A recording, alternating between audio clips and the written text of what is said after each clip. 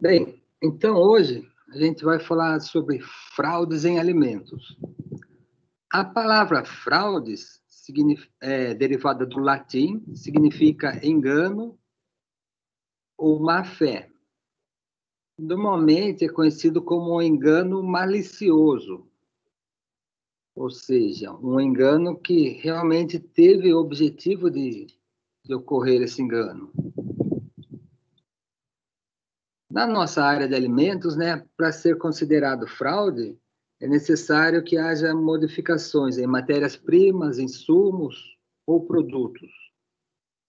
São práticas prejudiciais que, na maioria dos casos, comprometem as características sensoriais e o valor nutritivo dos alimentos. Porém, embora as técnicas para fazer fraudes evoluam, as técnicas de detecção também evoluem. Então, vamos dizer assim, é um jogo de gato e rato, né? As fraudes vão ficando mais sofisticadas, mas os métodos de detecção de fraudes também vão ficando mais sofisticados.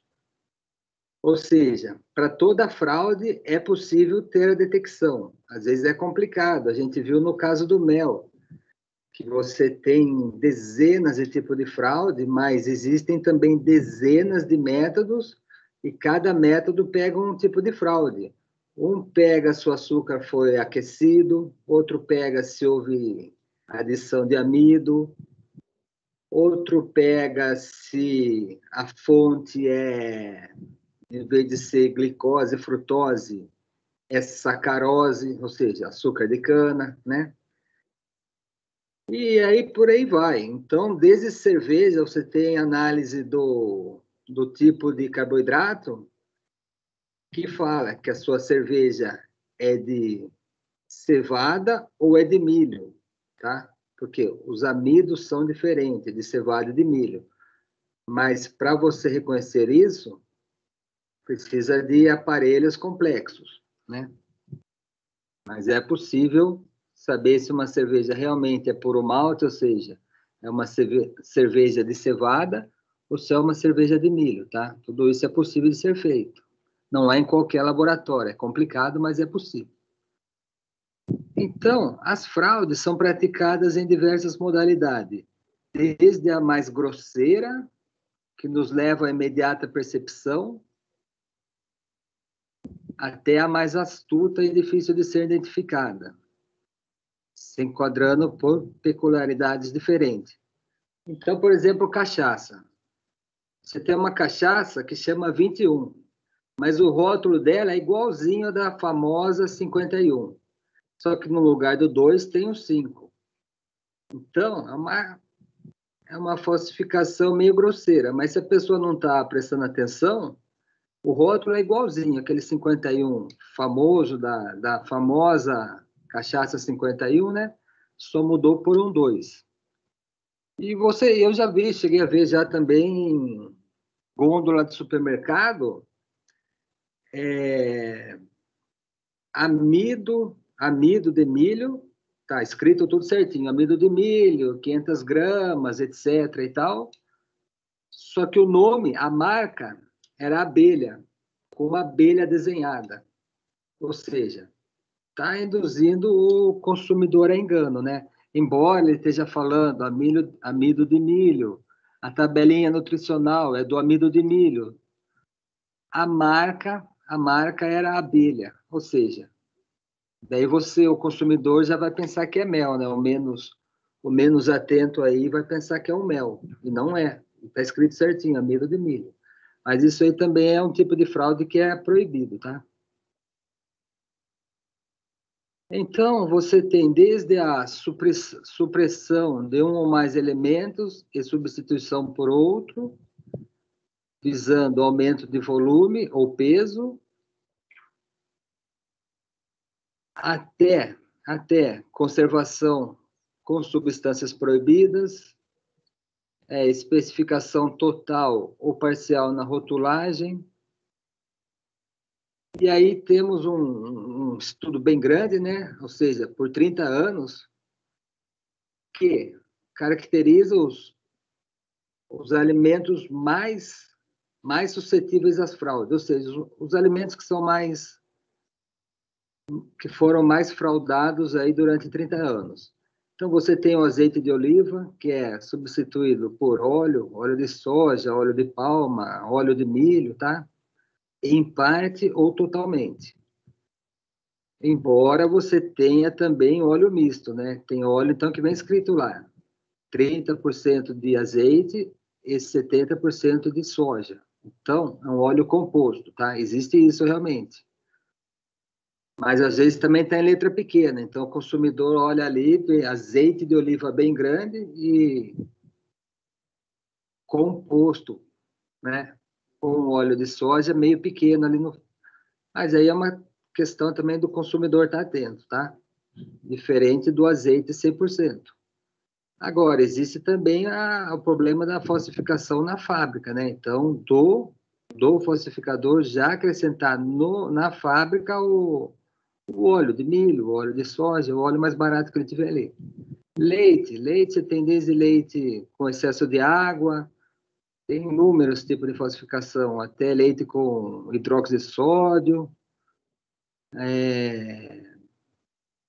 um monte de falsificação. O açafrão, que é caro, né? Misturado com outros tipos de raízes, tá? O mel, também muito suscetível à fraude. O café, então o café vem com um pedaço de cevada, pedaço de outras sementes por meio, né? Suco de laranja misturado com excesso de água, então água com açúcar. Suco de maçã também, muito falsificado. O chá, a gente tem, conforme a gente viu aqui no Brasil, o famoso chá mate, Lex paraguariensis. Porém, o chá verde é para ser, teoricamente, da Camellia sinensis. Então, você tem essa falsificação aí, ou seja, presença de chá mate no chá verde, ou no chá preto, ou de outros tipos de vegetais aí que não é a Camellia sinensis. De modo geral, então, o autor evangelista, né, classificou 4 principais tipos de fraude: alteração, adulteração, falsificação e sofisticação.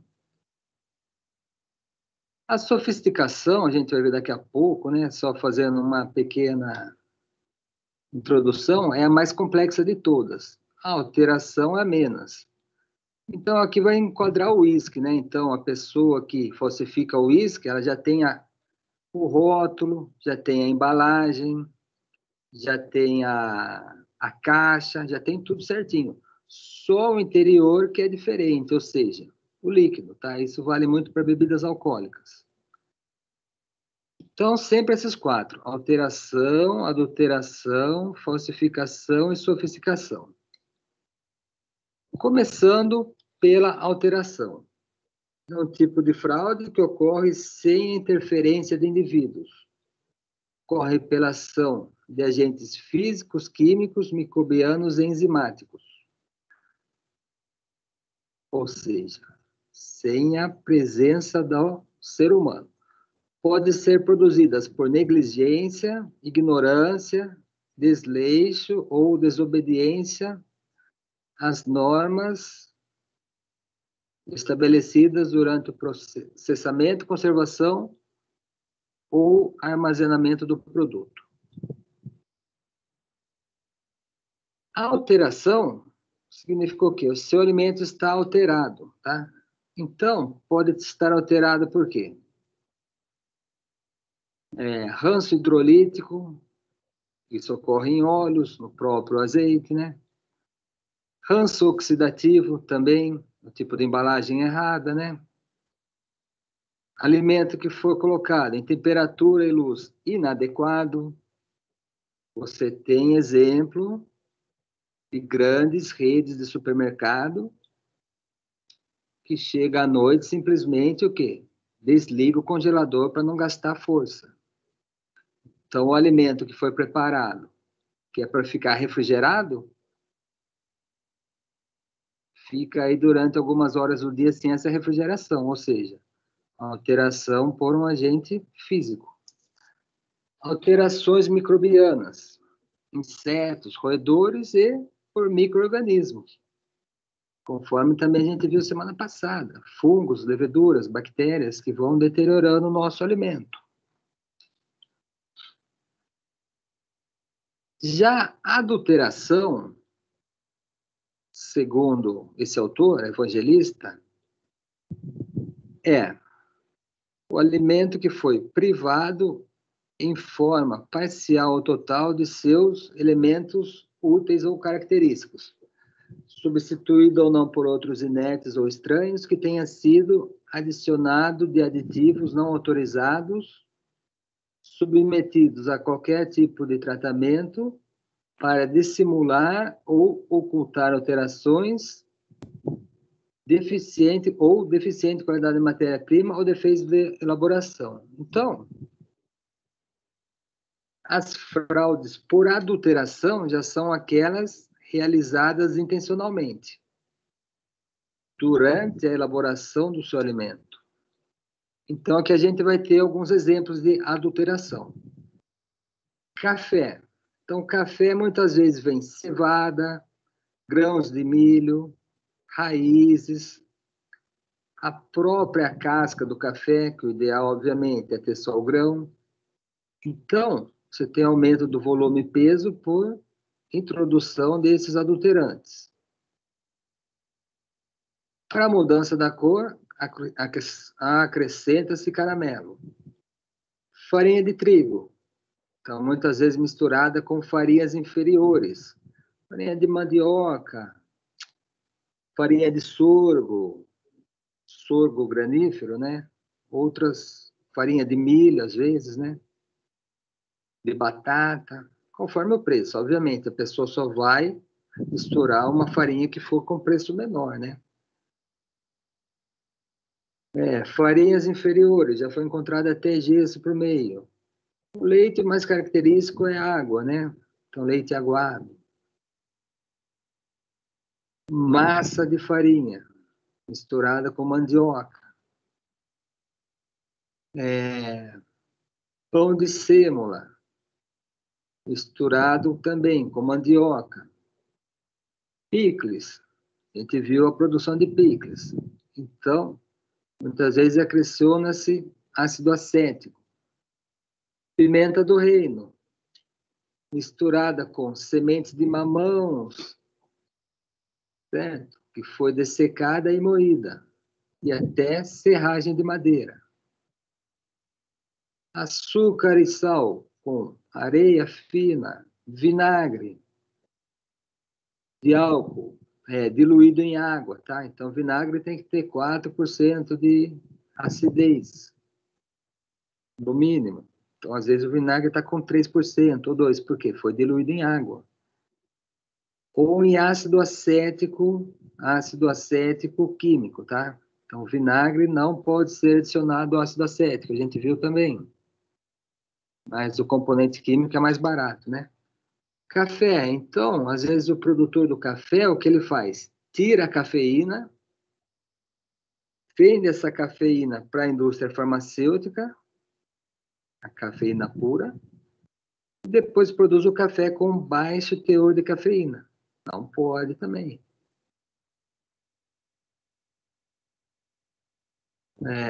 Leite. Retirado o creme, ou seja, a gordura, né, para a fabricação de manteiga. Trigo sem as farinha, para fazer farinha, sem as camadas superficiais do albúmen. Azeite, conforme a gente viu, substituído por óleos mais diversos, óleo de soja, conforme o país. Óleo de milho nos Estados Unidos, né? Bombons. E também chocolate, manteiga de cacau, substituída por gordura hidrogenada. Aquela gordura feita a partir do óleo vegetal, do óleo de soja, que eles acrescentam hidrogênio e faz aquela transesterificação. Leite, substituído por água. Já vimos também. Embutidos, que é um problema muito sério. Mas aí vocês devem ter visto na disciplina de carnes. O que acontece no embutidos é que, conforme o tipo de embutidos, pode secrecionar um percentual de vegetal, por exemplo, de proteína de soja, né? Então, você tem salame,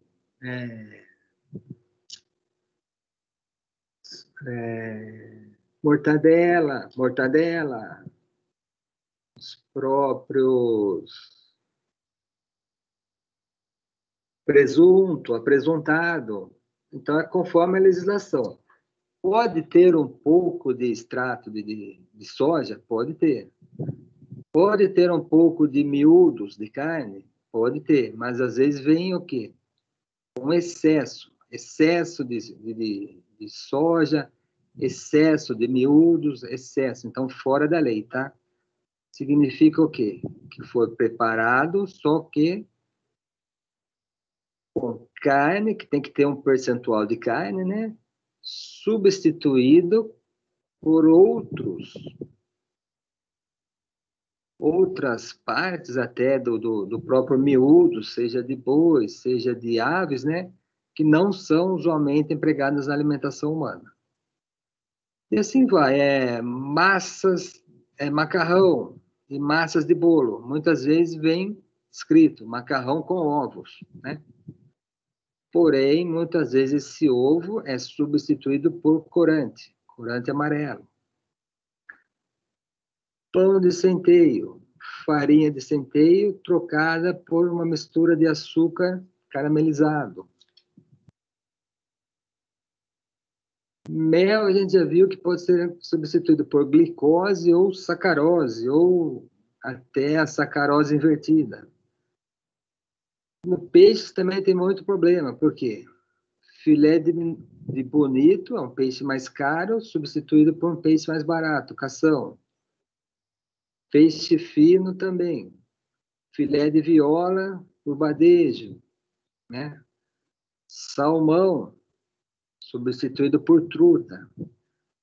Ah, mas a carne da truta é mais clara. Sim, mas eles alimentam a truta com lecitina de soja. Daí a carne dela fica da mesma cor da carne de salmão, tá? Então, truta é um peixe de água doce, produzido em cativeiro facilmente, né? A truta possui uma carne um pouco parecida com o salmão, só que mais clara. Daí eles o quê? Alimentam ela, fazem a ração com lecitina de soja, a carne dela acaba ficando da cor da truta. E assim vai, gelatina, alimento de origem o quê? Animal, sendo substituído por amido.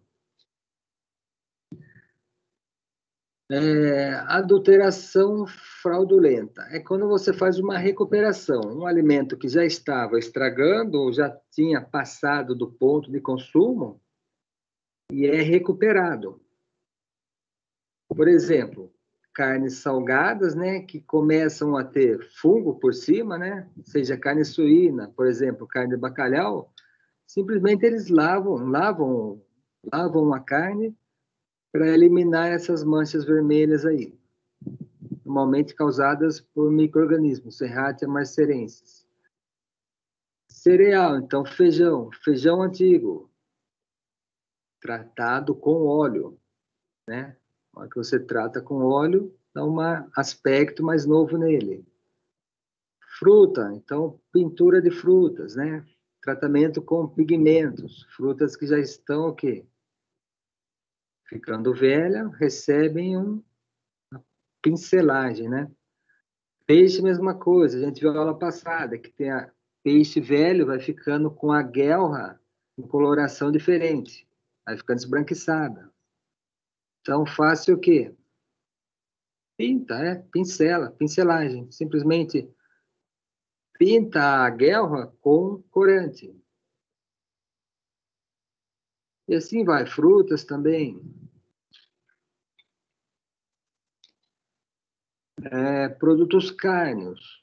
Então, carnes em más condições são adicionadas de SO2, para quê? Para disfarçar, sulfito, né? Para disfarçar o seu mau odor, e muitas vezes são tingidas por corantes, certo? Então, corante, obviamente, depende da carne, mas se for carne vermelha, corante vermelho, tá? Para simplesmente disfarçar o quê? Que ela já está ficando com uma cor estranha, né? Está entrando em degradação já. Então, visto os dois primeiros, adição e adulteração, nós vamos para a falsificação, é o terceiro. Também seguindo o autor evangelista. Alimento falsificado é o que tem aparência e características de um produto legítimo, protegido ou não, porém não é. O que não proceda de seus verdadeiros fabricantes ou da zona de produção conhecida ou declarada. O que seria a zona de produção?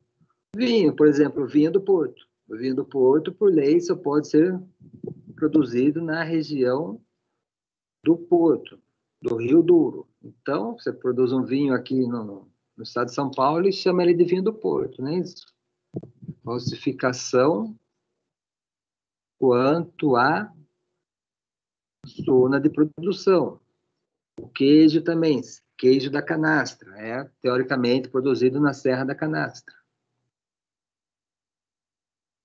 Então, falsificação é a modalidade de fraude que leva a efeito na ocasião de venda do produto consiste em enganar o consumidor, induzindo-o a adquirir um alimento de nível inferior, julgando como se fosse de categoria superior. Então, problema de peso, né? Qualidade, apresentação, procedência, propaganda. Então, vai entrar tudo aqui no caso de falsificação. Então, aqui a gente tem alguns exemplos, né, de falsificação. Carne, corte de segunda ou de terceira, vendidos como se fosse corte de primeira. Ou, muitas vezes, carne de primeira, vendida com excesso de pelancas, né? Ou até com pedaços de outra carne. Muito comum aí nas carnes nobres, né? Vem com excesso de gordura, excesso até pedaços de outras carnes por meio. Frutas colhidas antes do tempo. Laranja. Laranja tem dezenas de variedades, né? Muitas vezes vende-se uma variedade inferior, como se fosse laranja tipo seleto. Ovos. Então, ovos de galinha vendido como se fosse de pata ou até de marreco, que são ovos mais caros, não é isso? Peixe a gente já viu, né? Você tem desde a truta até bacalhau, tem falsificação também. Eu não lembro o tipo de peixe, mas tem um peixe aí que é utilizado, que é bem parecido com o bacalhau e que fazem a salga, fazem o mesmo processamento, mas não é o bacalhau original. E assim vai. Vegetais defeituosos no meio de vegetais normais. Bebidas nacionais vendidas como se fossem estrangeiras, é o que mais tem, né? A gente viu o caso do uísque, o caso da vodka, muitas vezes vinho também, né? Café. Café colombiano brasileiro, que tem uma qualidade superior, substituído por café africano. O chá já é o contrário. O chá asiático, teoricamente, tem um preço mais alto, né? Que é o Camellia sinensis. Mas muitas vezes é o quê? Misturado com o Ilex paraguariensis ou com outros tipos de chá nacionais aí. Queijos também, né? A gente viu lá na aula sobre queijos, o queijo francês, o Roquefort, né? Roquefort. Muitas vezes o queijo nacional vendido como queijo estrangeiro. E sofisticação não deixa de ser um tipo de falsificação, só que mais, como o nome já diz, mais elaborada, né? mais difícil de ser feita. Então, os sofisticadores, vamos dizer assim, né, que fazem esse tipo de falsificação, têm um certo trabalho, porque eles vão fazer rótulos, etiquetas, muitas vezes produzem a garrafa ou pegam a garrafa usada, ou utilizam-se de latas iguais às originais, embalagens, né, para fazer essa falsificação aí. Ainda temos propaganda enganosa impressa, o caso daquele exemplo que eu dei do amido de milho com mel desenhado na embalagem, né? Escrito abelha ainda, né? Mas tem diversas coisas aí, né? Falsificação no nome, isso aqui já é proibido, né? Integral, único, dietético. Aqui a vigilância está caindo em cima, tá? Sempre a vigilância sanitária que faz a fiscalização, né? Principalmente do rótulo, tá? Então, tudo isso aqui é proibido. Ó. Ideal, nutritivo, estrangeiro. Então, falsos epítetos e apregoações. Exaltando qualificações que o alimento, na verdade, não detém.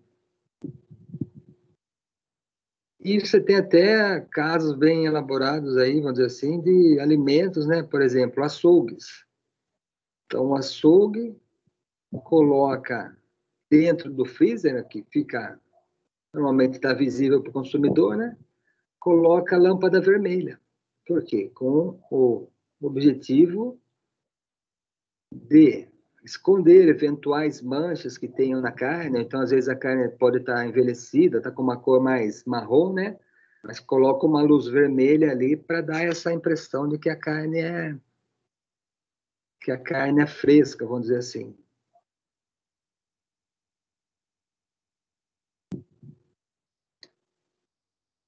Então, é basicamente isso. Agora, só para dar um complemento aqui,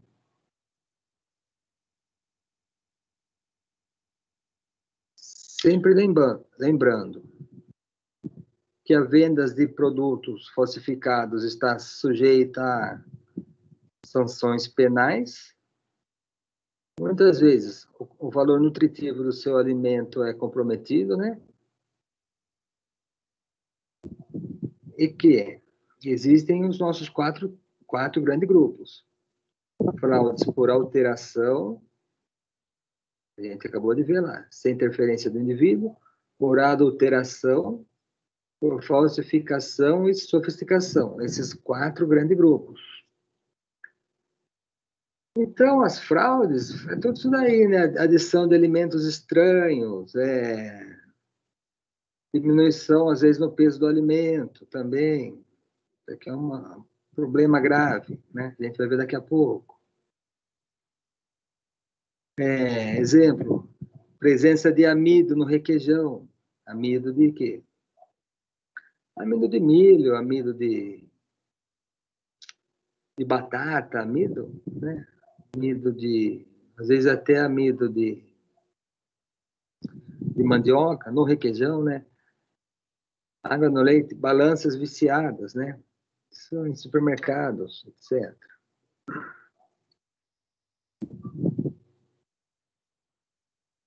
Então, você vai ter diversos. O que eu vou passar mais uns exemplos, né?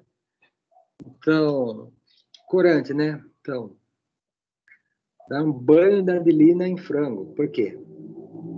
Anilina, obviamente, é um corante para dar a aparência de ser uma galinha caipira. A gente sabe que galinha caipira tem um preço maior do que o frango. Bebidas. Bebidas é o que mais tem, é isso, né? Ou seja, a bebida não foi envelhecida e eles colocam corante. Por exemplo, tem aqui, ó, o famoso iodo. Iodo, esse aqui, ó, tintura de iodo. Então, o iodo pode ser comestível, né? Você pinga ele algumas gotas no destilado, ele já fica com uma coloração. E o caramelo, principalmente o caramelo, iodo e caramelo. Então, são dois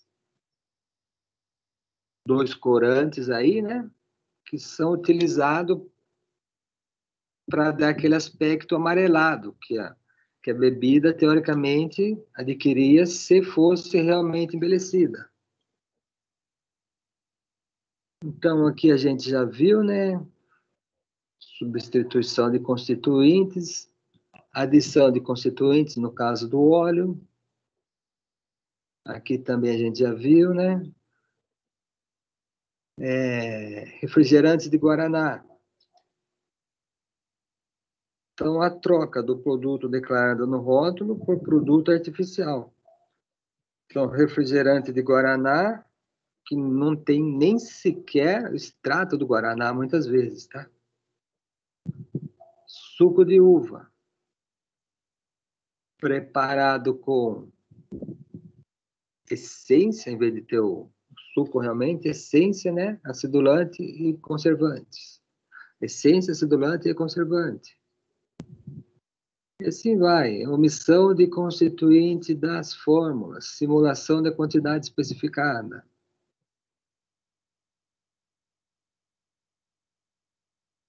Recuperação fraudulenta do alimento. Já vimos ali também. Falsificação. Já vimos ali também, né? Quanto à qualidade, quanto ao peso. Carnes com maior quantidade de sal. Aumenta o teor de umidade. Então, frangos, né?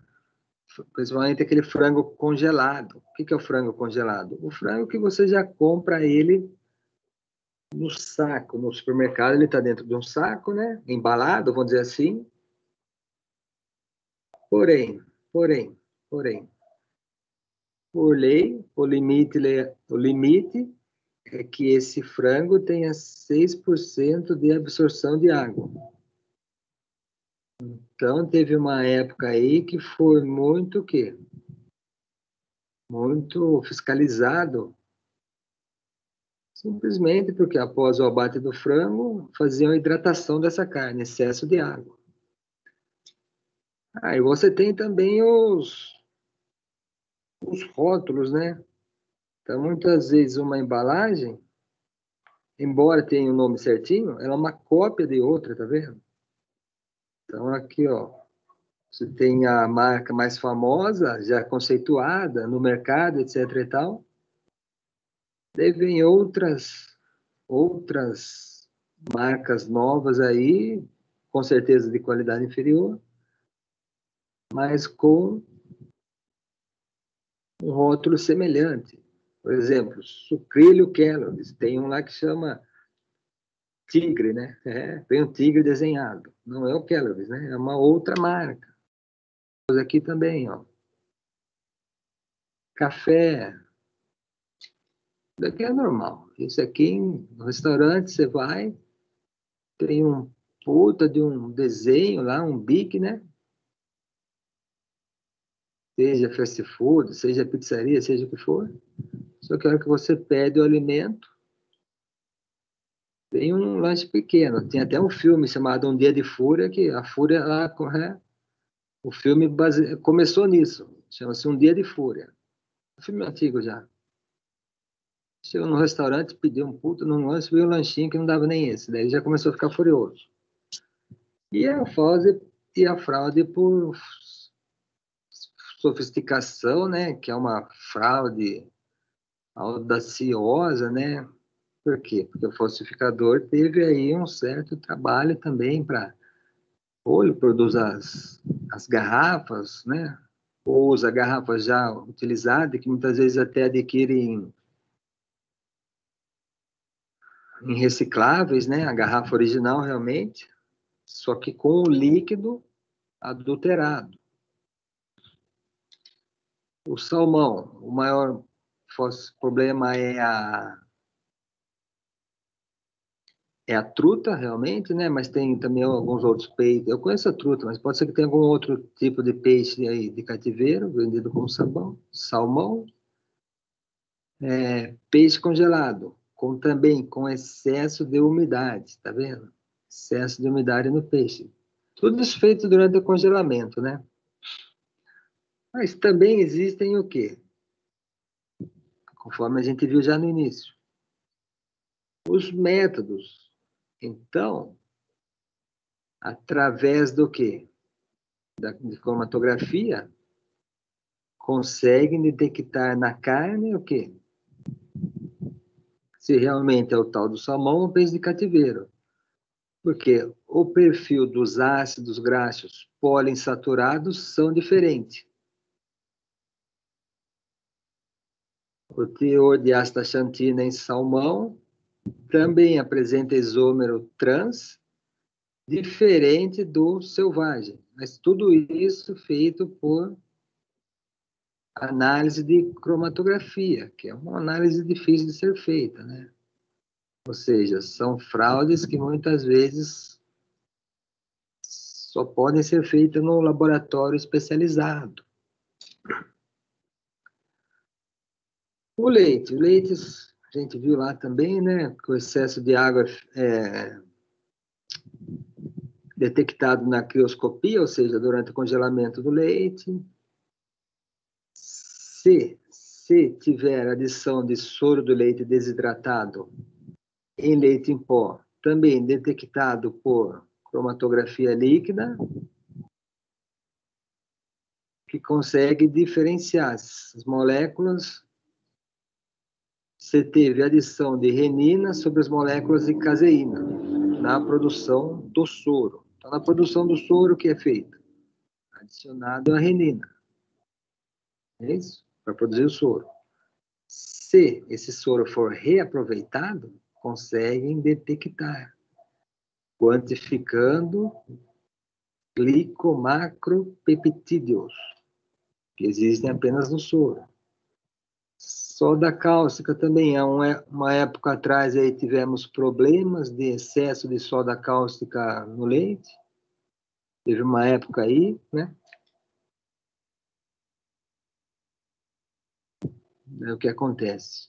Isso aí foi muito, foi durante, agora hoje em dia não, mas teve uma época aí que todo leite era o quê? Contaminado com soda cáustica. Hidróxido de sódio, não é isso? Então, adulteração também. Então, às vezes a pessoa fala o quê? Mussarela de búfala, leite de cabra, leite de ovelha. Então, dá para detectar essa, quando na verdade é de vaca, né, que é mais barato. Então, mussarela de búfala, feita com leite de vaca. É. Existem o quê? Mecanismos para você detectar essa fraude. Através da focalização isoelétrica das caseínas, que é a proteína do leite. Então, são métodos aí de eletroforese de proteínas, tá bom? Então, pega a proteína, corre ela num gel de poliacrilamida lá, e você faz uma eletroforese. Conforme a proteína do leite de vaca vai ter uma leitura, a do leite de búfalo vai ter outra, de ovelha vai ter outra e de cabra vai ter outra. Tá bom? Porém, é só conforme, é igual à cromatografia. Só um laboratório especializado que vai ter o aparelho para fazer essa eletroforese. Né? O consumidor ele vai acreditar, porque vai mussarela de búfala, ele vai acreditar, não tem como ele em casa diferenciar se é de búfala ou de vaca, não é isso? Então, existem o quê? Os métodos, olha aí, físico-químicos que são difíceis de serem elaborados. Mesma coisa aqui, ó. Eletroforese, cromatografia líquida, são métodos o quê? De adulteração do leite para a fabricação de queijos. Então, isso aqui já é na adulteração do queijo. Se tiver caseína ou caseinato adicionada no seu queijo só por cromatografia, eletroforese e isoeletrofocalização. Ou seja, resumindo, são métodos super caros, né? Mas é possível de ser feito. Que nem a história da cerveja. Difícil, muitas vezes, né? O consumidor que não está acostumado a saber se a cerveja é puro malte ou se tem adição de milho, né? Ou de outra substância, até de açúcar, muitas vezes. Porque, às vezes a falsificação é em pouca escala. Então, a cerveja, em vez de ser 100% puro malte, ela é 90% ou 80%. Então, somente nesses métodos aí, ó. Por HPLC, no caso do trigo aqui, ó. Para saber a variedade de trigo, por HPLC, PCR, que faz o quê? PCR, né? Reação da polimerase, que faz o quê? Consegue distinguir a variedade genética da planta. Óleos e gorduras também, tá? Então, isso aqui é o quê? São os ácidos graxos presentes. Feito por cromatografia também, a gente já viu lá. Obviamente, o óleo de soja vai ter um perfil, né? O azeite de oliva vai ter outro perfil, o óleo de milho vai ter outro perfil. Por quê? Porque todo óleo é um blend, é uma mistura de diversos tipos de ácidos graxos. O linoleico, o araquídico, o láurico, o oleico, né? Então, cada um vai ter um perfil deles. Mas isso somente conseguimos detectar em cromatografia líquida. Ou cromatografia gasosa com detector de ionização de chamas. Líquida, ou seja, precisa de um cromatógrafo, né? Transgênicos. Então, para saber se o alimento tem o transgênico, somente por PCR, né? Técnicas moleculares, caras, né? Caras e difíceis de serem feitas. Irradiado. O alimento irradiado, bem difícil também. Por quê? Porque ele não muda. Passou uma radiação por ele, mas a característica dele é a mesma. Só que detalhe, ele tem radiação, pelo menos um pouco. Então, para você detectar isso, somente métodos físicos. Ressonância paramagnética eletrônica, ou método de termoluminescências, ou métodos físicos, que são formados alguns lipídios, né, que são compostos pela radiólise, ou seja, quebra pela radiação. Então, se tem alguma adulteração ali, é detecção de ciclobutanona, que também é formada durante a irradiação do alimento. Então, são métodos ultra difíceis e caros de serem feitos, né? E específicos. Então, o consumidor normal, obviamente, não tem como ele saber se realmente o alimento foi irradiado. Será que teve a presença de um transgênico? Para o consumidor, não tem como ele saber isso. É só mesmo laboratórios super específicos aí, que fazem, por exemplo, a análise de PCR, para saber se tem transgênico, essas análises aí para saber se for irradiado. Então, esse aqui é o livro, né? O Evangelista, Tecnologia de Alimento. Então, é um livro muito bom aí, se alguém tiver alguma dúvida aí nessa parte de falsificação, adulteração de alimentos. Tudo bem? Então, pessoal, 9h30 já.